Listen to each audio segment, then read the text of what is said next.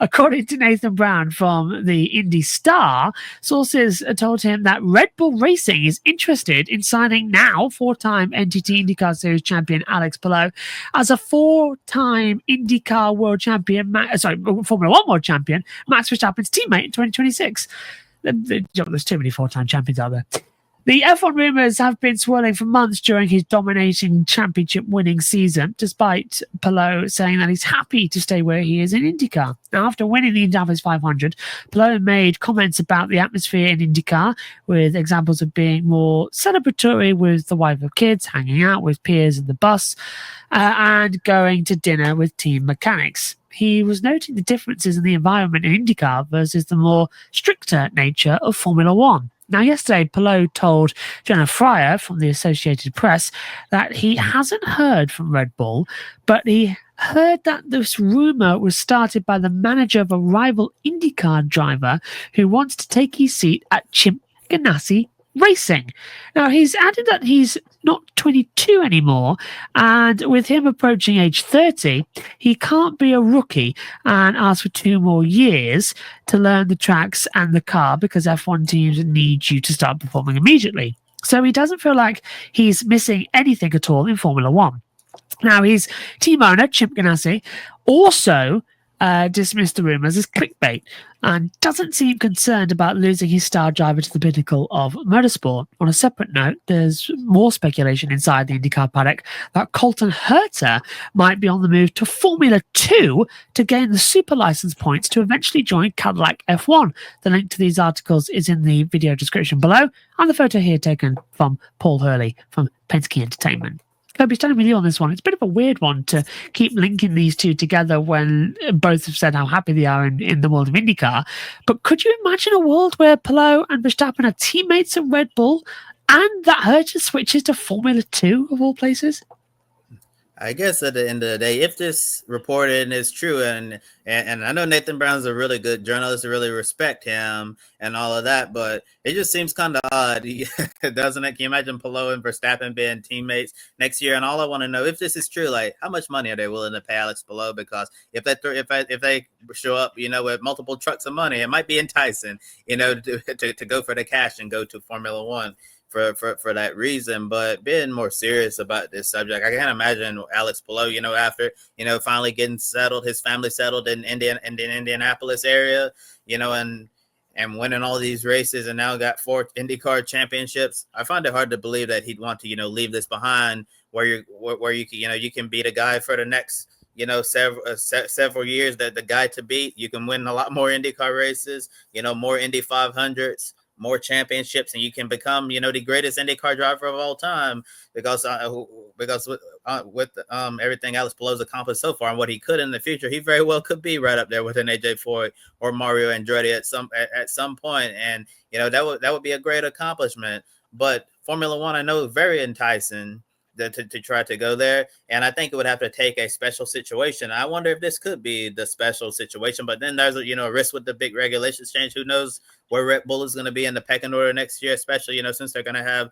the new Ford power unit. We don't really know what type of engine Ford's going to have in its F1 venture and for the next few seasons or so. And also the Red Bull F1 car, you also don't know what that's going to be like. It could be very unpredictable. If it's a car, tailored to Max's liking again, instead of, giving both drivers something that they can drive, it could be a huge mess for Alex Palou. And we know the history, of being teammates with Max Verstappen. It's been a curse for about every single one of the teammates he's ever had. You're a teammate of Verstappen, you get chewed up and spit out. I would hate to see, the same thing happen to Alex Palou. I don't want the same thing that happened to Palou, what happened to Sebastian Bourdais. When Sebastian Bourdais went over to F1, he was one of the kings of IndyCar, one of the best, open wheel racing drivers in North America. Bourdais went to Formula One, it didn't necessarily go as well. And then when he came back to IndyCar, he wasn't able to, rediscover that same dominant form he had before. And I'm afraid the same thing could happen to Palou, where if he went to Red Bull and F1, the team favors Max, and Max destroys Palou, and then Palou tries to come back, to IndyCar, and then he's not the same guy that he is right now, and that would be, super unfortunate for him. But I honestly think Alex Palou will stay in IndyCar, and he'll stand on what he said before, that F1 has passed him by, and just continue building his legacy over here in the States. But who knows? Stranger things have happened. And if Palou does go to F1 as a teammate to Max Verstappen, send us hypothetically for now, it would be great to see what he can do at the pinnacle of motorsport. And if he does well, makes IndyCar look good. And if he doesn't, like, oh boy, we have a problem here. And just to touch on the Colton Herta thing, it seemed like this is something we hear, year in and year out with Colton Herta about him trying to jump over to Formula One. It feels kind of weird that in order to go to F1, you would have to leave the IndyCar series, then drop down to F2 to try to get there. It would be really interesting because we've seen, F2 drivers, who come over to IndyCar, they've adapted well to the IndyCar. And I wonder, if you have someone going the other direction, if would an IndyCar driver, be able to adapt to the F2 car?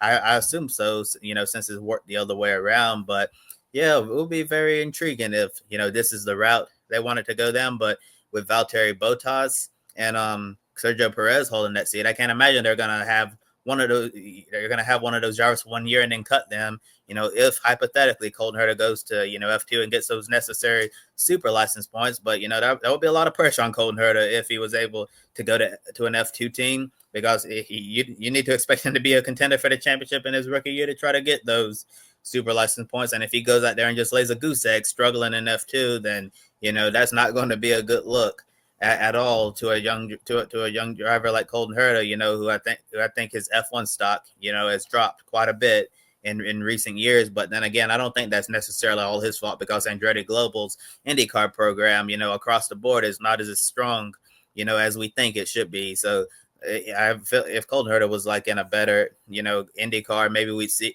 maybe, all the hype that he had, coming a few years ago, would still stand. But I think some of the hype behind Colton Herta to F1 is kind of, died down over time. But if he switches to F2, that would be a massive story. Just going to check the date. It's the 27th of August.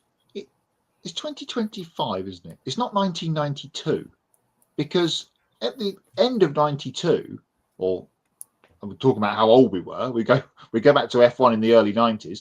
McLaren were up here dominating the sport, slowly trailed off, and then they got an IndyCar guy in 93. Didn't go well. Red Bull have been up here dominating the sport and have started trailing off, and now they might get an IndyCar guy in just as a regulation change. It might not go well. Palou said multiple times that this year, as you mentioned, Josh, he said, he wants to stay in IndyCar. He's found his home now, and he's obviously massively successful. What a run he's been on over the last little while. And he wants to stay. And as Chip Ganassi said this week, he's had the chances to leave and he hasn't gone yet. So he tried. He tried. He did try, and then he was talked out of it.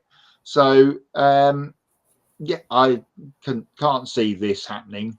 It's one of those dream scenarios, isn't it, where you put the IndyCar champion and the Formula One champion, a bit like kind of Damon Hill and Jack Villeneuve, although it didn't quite cross over in '96 together at Williams. To have these two four-time champions up against each other in the same team would be cool, but we don't live in a dream world, do we? So,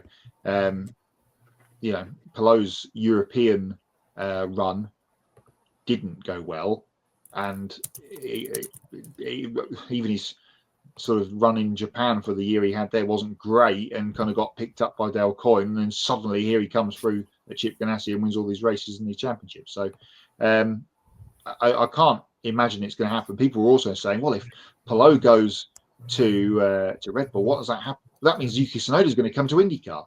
Absolutely not going to happen. Not a chance. So yeah, I think this one's dead in the water quite early on. Colton Herta going to F2 to get the points would seem strange. When we talked about Perez and Bottas at the top of the show, let's say Perez has got a 2-year deal and Colton Herta does jump next year, gets enough points, and then they go, "Oh, Sergio, sorry, we've got this American guy that's got enough points to take your seat now." Here we go again.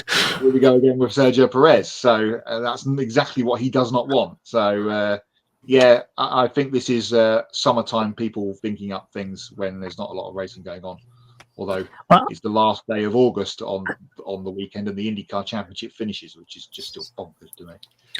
Well, I've got the perfect thing for that, with it being summertime sadness from when Perez did get fired. Kiss me hard before you go. Well, indeed. The Lana Del Rey for you. Lana Del Palou. The Lana Del Palou. Before that, a bit of a hot that isn't motorsport news. Congratulations to Travis Kelce and Taylor Swift. Oh, What a wonderful engagement as well. well done. You've got our algorithm going there. Thanks, Josh. Just kind of trying to reel the Swifties in. Come on, wheel the Swifties in. Come on. Man, I should have put Taylor Swift in the headline of this video. That's your cards. Oh dear. Well, to be fair, it's going to be interesting when she's actually going to be reminded that now legally she owns part of the Alpine F1 team. There's our motorsport tie-in. Yep. Should be married to Travis Kelce. Travis Kelce owns part of Alpine. There we go. Taylor Swift. For a driver for next season to join up with Pierre Gasly. Get her in. She's the same height, so that might work. She's quite tall. A good height and a good weight. She won't need any flip license points because she's got multiple number ones. Perfect. Yeah, world champion. And what is it's it? a love story. Just say yes. Oh no. Oh. Enough. Well, look, yeah, we know all too well about that storyline, so we'll have to move on for that one as well to keep on going.